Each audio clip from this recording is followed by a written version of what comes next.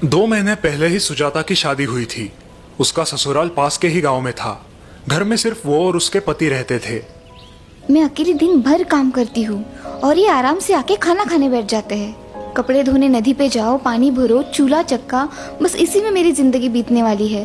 मेरा सारा सिलाई कढ़ाई का हुनर मिट्टी में मिलने वाला है। तभी परेश उठ जाता है। खेतों में काम करके उसका बदन दर्द कर रहा है। सुजाता, अदरक डाल के गर्मा गर्म चाय बना देना जरा। हाँ हाँ, क्यों नहीं। भगवान ने मुझे 4 हाथ जो दिए हैं। क्या हुआ, तुम ऐसे क्यों बात कर रही हो? जैसे कि तुम कुछ जानते ही नहीं। सुजाता का मूड आज बहुत ही उखड़ा हुआ था। उसे ऐसा लग रहा था कि उसके पति उसकी कोई चिंता नहीं करते। उसने उसे घर की नौकरानी बना के रखा है। सुजाता उदास होकर नदी के किनारे बैठी है। तभी उसकी सहेली दुर्गा वहां आती है। ऐसे क्यों बैठी हो सुजाता, सब ठीक तो है? कुछ नहीं, बस ऐसे ही ऊब चुकी हूँ मैं इस जिंदगी से। शादी को सिर्फ 2 महीने हुए हैं और तुम ऐसे बोल रही हो? और नहीं तो क्या। सुबह जल्दी उठो, दिन भर घर के काम करो, बाजार जाओ, पानी भरो, बस यही जिंदगी रह गई है। और पतिदेव की कोई मदद नहीं, जैसे कि गृहस्थी सिर्फ हमारी है। लेकिन क्या करें, अब सहना ही पड़ेगा। नहीं। क्या मतलब? हमें इस उबाऊ जिंदगी से छुटकारा मिल सकता है? हाँ, क्यों नहीं। इसलिए तो मैंने मेरे पति का घर छोड़ दिया। अब सुकून से यहाँ मायके में जी रही हूँ। खेत से थक कर सुजाता का पति परेश घर लौटता है, लेकिन सुजाता गुस्से में घर छोड़कर मायके चली जाती है। लगता है रूठ के मायके चली गई है। पता नहीं उसे क्या शिकायत है मुझसे। ठीक है, 2 दिन वहां रहेगी तो उसे अच्छा लगेगा। दिमाग शांत हो जाएगा तो लौट आएगी। सुजाता मायके अपने घर आती है। मायके में सिर्फ उसकी माँ और छोटा भाई है। वो दोनों सुजाता का खुशी से स्वागत करते हैं। लेकिन कुछ ही दिनों बाद जब तीनों गपशप करने बैठते हैं। सुजाता, जमाई बाबू वहाँ अकेले हैं। तुम अपने ससुराल कब लौट रही हो? माँ, मैं आप पर बोझ नहीं बनूंगी। दीदी, ये क्या कह रही हो आप हम पर कभी बोझ नहीं बन सकती। लेकिन तुम ऐसी बात क्यों कर रही हो बेटा? सुजाता उन्हें फिर कभी ससुराल ना जाने का अपना फैसला सुनाती है। सुजाता की माँ और भाई को जोर का झटका लगता है। ये क्या कह रही हो बेटा? जमाई बाबू तो भले नेक इंसान है। हाँ दीदी, जीजू आपका बहुत ध्यान रखते हैं, फिर भी आप ऐसा क्यों कह रही हो? क्योंकि मैं उब चुकी हूँ उस गृहस्थी से। पूरा दिन घर में मैं ही मरती रहती हूँ। तुम्हारे जीजा जी मुझे रत्ती भर की भी मदद नहीं करते। बस मैंने फैसला कर लिया है, मैं यही सिलाई बुनाई का काम करूंगी और आप लोगों के साथ ही रहूंगी। दूसरे दिन सुजाता और उसकी माँ नदी पर पानी भरने जाते हैं। नदी के पास पहुँचते ही माँ थककर नदी के किनारे बैठ जाती है। क्या हुआ माँ? बेटा, थोड़ा पानी पिलाना तो। सुजाता पानी लाने नदी पर जाती है।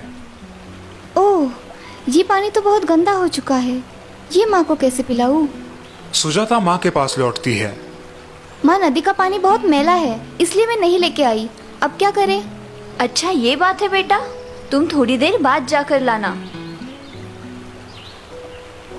थोड़ी देर बाद सुजाता फिर से नदी के तट पर माँ के लिए पीने का पानी लेने जाती है। अब नदी पर कोई नहीं है। सुजाता पानी देख के अचरज में पड़ जाती है। अरे वाह, ये पानी तो अब एकदम साफ हो गया है। अब ये पानी माँ के लिए ठीक है।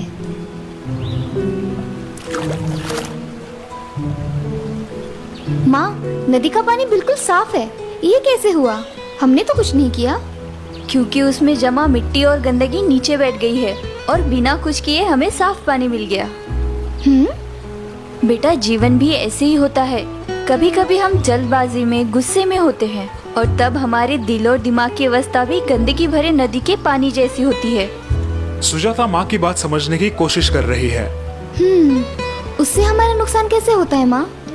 तब हम गलत निर्णय लेते हैं और जिंदगी भर पछताते हैं। तो ऐसे वक्त हमें क्या करना चाहिए माँ? ऐसे वक्त हमें शांत रहना चाहिए और उस समय को वक्त के हाथ में सौंपना चाहिए। कई बार समस्या अपने आप ही सुलझ जाती है, बिल्कुल उस नदी के पानी की तरह, जिसे साफ होने के लिए हमने बस थोड़ा सा समय दिया। माँ की बात सुन के सुजाता को उसकी गलती का एहसास होता है और तभी उसका छोटा भाई वहाँ आता है। दीदी, जीजू का फोन आया था, कल आपको लेने आ रहे हैं। ये खुशखबर सुनकर सुजाता सोच में पड़ जाती है। क्या सोच रही हो बेटा? जाओगी ना अपने घर? जमाई बाबू को तुम्हारी फिक्र ना होती तो रोज तुम्हारे भाई को फोन करके तुम्हारी पूछताछ ना करते। माँ की बात सुन के सुजाता की आंखें भर आती है। उसे अपनी गलती का एहसास हुआ देख माँ और उसका भाई खुश हो जाते हैं। और दीदी आपके लिए एक खुश खबर भी है। जीजू ने आपके लिए एक नई सिलाई मशीन खरीदी है। लेकिन सिलाई मशीन तो महंगी होती है ना, इतने पैसे नहीं है हमारे पास। इसीलिए तो खेत का काम खत्म होते ही वो किसी और के खेत में हाथ बटाने जाया करते थे। मुझे लगा आपको ये बात पता होगी। माँ मुझे माफ कीजिए, गुस्से में आकर मैं बहुत गलत निर्णय ले रही थी। अब जिंदगी भर आपकी ये सीख याद रखूंगी। और इस तरह सुजाता वापस ससुराल जाकर हंसी खुशी रहती है।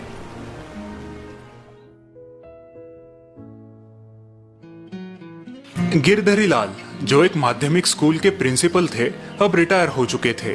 उनके इकलौते बेटे तुषार की कुछ ही महीनों पहले शादी हुई थी और वो एक अच्छी जॉब भी कर रहा था। पिताजी, आपको बाजार से कुछ मंगवाना है तो बताइए, मैं शाम को ऑफिस से आते वक्त ले आऊंगा। नहीं बेटा, दवाइयाँ कल बहू ने ला दी है। बाकी एक दो नए पौधे गार्डन में लगाने थे, वो मैं खुद नर्सरी से ले आऊंगा। जी पिताजी। गिरधरी लाल की रिटायर्ड लाइफ अच्छी गुजर रही थी। किताबें पढ़ना, बागवानी करना, शाम को सैर सपाटे के लिए पहाड़ी पर जाना, दोस्तों से मिलना, पूरा दिन हंसते खेलते गुजर जाता। और अब उनकी खुशी और बढ़ने वाली थी। एक दिन तुषार और उसकी पत्नी उनके पास आए। पिताजी, हमें आशीर्वाद दीजिए। आशीर्वाद? किस बात के लिए बेटा? पिताजी, आप दादा बनने वाले हैं। ये खुशी की बात सुन के गिरधरी लाल फूले नहीं समाये। वाह, क्या बढ़िया खबर सुनाई है तुमने। आज तुम्हारी माँ जिंदा होती तो खुशी से पागल हो जाती। महीने बीत जाते हैं। गिरधरी लाल बड़े उत्साह से अपने आने वाले पोते का इंतजार कर रहे थे। अब तुषार की पत्नी का 7वां महीना चल रहा था। ये लो बहू, तुम्हारे लिए। ओह, बहुत सुंदर है। धन्यवाद पिताजी। बहू, खाना ठीक से खा रही हो ना? जी पिताजी, आपकी सारी सलाहें बहुत काम आ रही है। लेकिन आज तुषार की माँ जिंदा होती तो तुम्हें सिर पे बिठाती। तभी तुषार बाजार से सामान लेके घर आता है। सीमा, आज तुम सिर्फ आराम करो, मैं खाना बनाऊंगा। बिल्कुल ठीक तुषार, आज खाना हम दोनों मिलके बनाएंगे। बहू को आज छुट्टी। आप दोनों मुझे आलसी बना दोगे, फिर ये आने वाला छोटा मेहमान भी आलसी बनेगा। बाद में मुझे मत खरी खोटी सुनाना।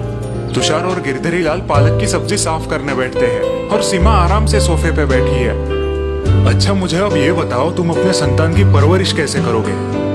ये भी कोई पूछने की बात है पिताजी। बेशक हम उसे बड़े प्यार दुलार के साथ बड़ा करेंगे। हाँ, उसे जो चाहिए वो सब उसे देंगे। उसकी सारी इच्छाएं पूरी करेंगे। उसे किसी भी प्रकार की कठिनाइयों का सामना नहीं करने देंगे। बिल्कुल, उसे हर मुसीबत से दूर रखेंगे। उन दोनों की बातें सुन के गिरधरी लाल सोच में पड़ जाते हैं। हम ठीक कह रहे हैं ना पिताजी? इसका जवाब मैं तुम्हें कुछ दिनों बाद दूंगा। गिरधरी लाल की बात सुन के तुषार और सीमा उलझन में पड़ जाते हैं। अगले दिन गिरधरी लाल नर्सरी से गुलाब के 2 छोटे पौधे ले आते हैं और एक पौधा बेटे और बहू को दे देते हैं। बहू, तुषार, ये छोटा पौधा तुम्हें हमारे बगीचे में लगाना है। और ये दूसरा पौधा पिताजी? ये मैं खुद लगाऊंगा और आज से हम दोनों अपने अपने पौधों की निगरानी करेंगे। अब गिरधरी लाल अपने पौधे को बगीचे में लगा देते हैं और उसके पास ही तुषार और सीमा उनके पौधे को। दोनों अपने अपने पौधे की अच्छे से देखभाल कर रहे हैं, लेकिन तुषार और सीमा थोड़ी ज्यादा। पता नहीं पिताजी हमें क्या सीख देना चाहते हैं। मैं तो सोच सोच के थक गया। दिन बीतते जाते हैं।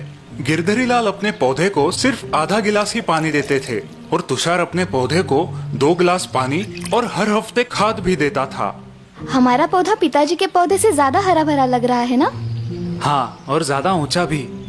सीमा और तुषार उनके पौधे का विकास देख के बहुत खुश थे, लेकिन गिरधरी लाल अपने पौधे को सिर्फ आधा गिलास ही पानी क्यों देते थे, ये बात उनकी उलझन बढ़ा रही थी। पिताजी, आप अपने पौधे को इतना कम पानी क्यों डाल रहे हो? मुझे लगता है इसीलिए उसका ठीक से विकास नहीं हो रहा। सही वक्त आने दो, मैं तुम्हारे सारे सवालों का जवाब दूंगा। एक दिन रात को अचानक तूफान आता है। जोर की हवाएं चलती है। सुबह जब तुषार और सीमा बाहर बगीचे में आते हैं तब वो हैरान हो जाते हैं। ओह, ये क्या? हमारा हरा भरा पौधा बिल्कुल नष्ट हो गया है। सारी जड़ें मिट्टी से बाहर उखड़ आई है। ये कैसे मुमकिन है? बाप रे, इसका मतलब पिताजी के पौधे का तो भारी नुकसान हुआ होगा। तभी उनका ध्यान गिरधरी लाल के पौधे की ओर जाता है और वो चकित हो जाते हैं। इतने में गिरधरी लाल वहां पर आते हैं। पिताजी, ये तो अनहोनी हो गई। क्या हुआ बेटा? पिताजी, हमारा पौधा कल रात के तूफान में पूरा नष्ट हो गया है। अच्छा, ये तो बहुत बुरा हुआ। लेकिन पिताजी, आपका पौधा बिल्कुल टकाटक है। आप ना तो उसे खाद डालते थे और ना ही बहुत सारा पानी देते थे। और हमने इतनी सावधानी से उसकी देखभाल की, फिर भी वो इस तूफान में टिक नहीं पाया। ऐसा क्यों? वो इसलिए क्योंकि तुम्हारे जरूरत से ज्यादा देखभाल ने उसकी मजबूत बनने की नैसर्गिक क्षमता को मार डाला। तुषार और सीमा अभी भी उलझन में है। हम कुछ समझे नहीं पिताजी। समझाता हूँ। जब मैं मेरे पौधे को सिर्फ जरूरत के अनुसार आधा ग्लास पानी दे रहा था, तब पौधा अपनी बढ़ती हुई जरूरत पूरा करने के लिए खुद की जड़ों को जमीन के अंदर फैला रहा था और आसपास के मिट्टी से पानी प्राप्त कर रहा था। इसी वजह से उसकी जड़ों ने जमीन में अच्छे से पकड़ जमा ली। इस कारण कल रात के तूफान का इस पौधे ने डट के सामना किया। और हमारा पौधा क्यों नहीं कर पाया? वो इसलिए क्योंकि तुम्हारी ज्यादा देखभाल ने उसकी परिस्थिति से मुकाबला करने की क्षमता नष्ट कर दी। तुम्हारे पौधे को जरूरत से ज्यादा पानी, पोषण मूल्य आराम से मिल रहे थे, इसीलिए उसने मिट्टी के अंदर घुसने की कोशिश ही नहीं की। और इसीलिए उसकी जड़ें जमीन में पक्की पकड़ न कर पाई और पौधा कल के तूफान का सामना न कर सका। बिल्कुल सही। लेकिन आप हमें इस अनुभव से क्या सीख देना चाहते हैं? हमारी संतान भी इसी पौधे की तरह होती है।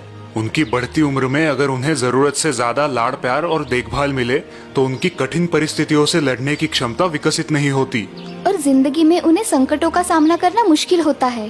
एकदम सही। आई बात समझ में। थैंक यू पिताजी, हम आपकी सलाह याद रखेंगे।